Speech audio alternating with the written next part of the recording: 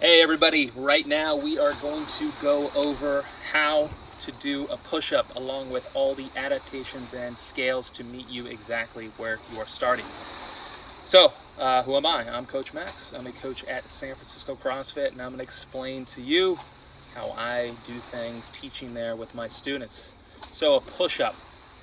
First of all, most importantly, why do we care about doing a push-up? Well, it is in the range of movements we need to be able to get our body from the floor to standing up, to push off the floor. More importantly, or more basically, you think about the shoulders, they do two things, really. They pull stuff towards us and they push things away from us, or pull ourselves towards things or push ourselves away from things. You get the idea. So a push-up is kind of the most basic way of expressing a pushing motion. So if you struggle doing a push-up, that means you are unable to do one of the basic human movements, and chances are you're going to struggle doing a lot of things that involve your shoulders. If you can't get up off the floor well, pushing up is a part of that problem. This is something we absolutely have to solve. If you're a little bit more proficient and you play sports or are active, we need to be good at this so we can translate this basic building block into all the other things that we do. All right, enough about that. How do we do a push-up? So, first things first, let's talk about the starting position, which is a plank. Now, I made a separate video on the plank, which if you have not seen it or seen the way I teach it, watch it, because it's the fundamental component of this video. So, first things first, we need an excellent plank and all the things involved. Second, let's go to the other position, our bottom position. In this position, this is the new position for us. Same rules apply.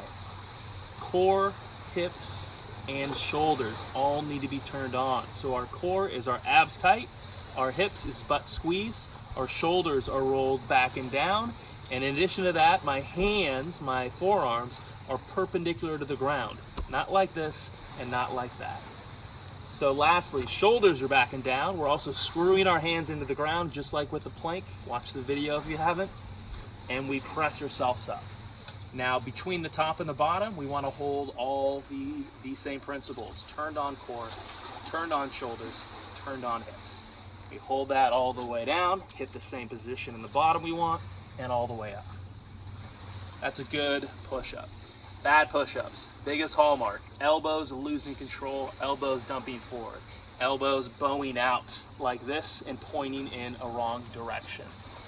You see me head on, the look is like this. We do not want to push up like that. I'll spell you the reasons why, but if you watch anybody teach a push-up on YouTube, they will agree with me, or they don't know what the hell they're talking about.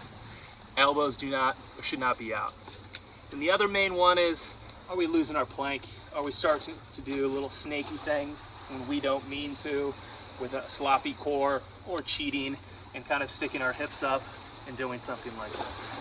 And I guess lastly, sometimes you see people don't go all the way to the floor. I don't know why they do this. Go all the way to the floor.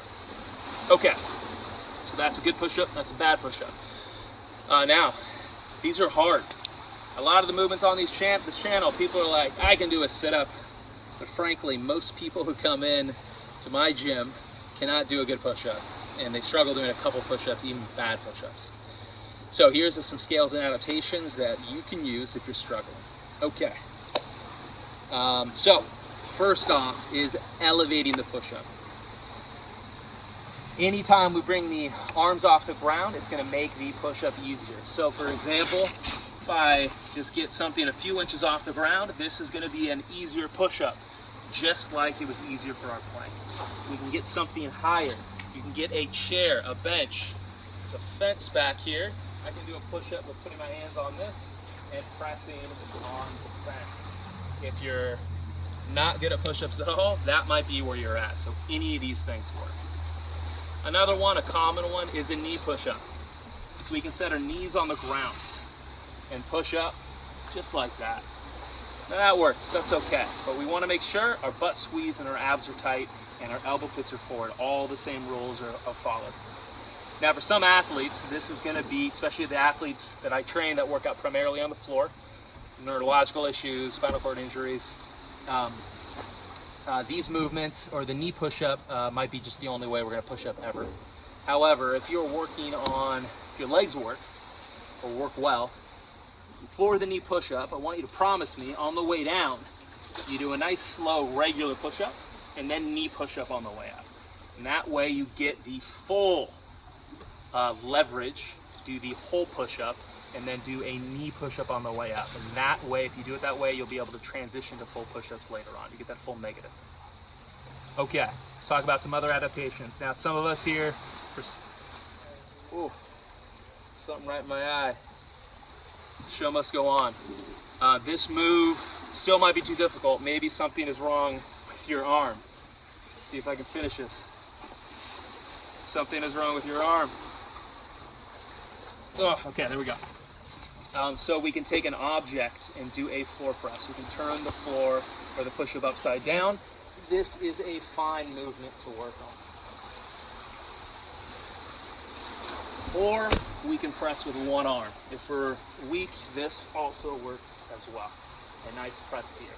We can keep the legs straight, butt squeeze, abs tight, still follow all the same movement patterns.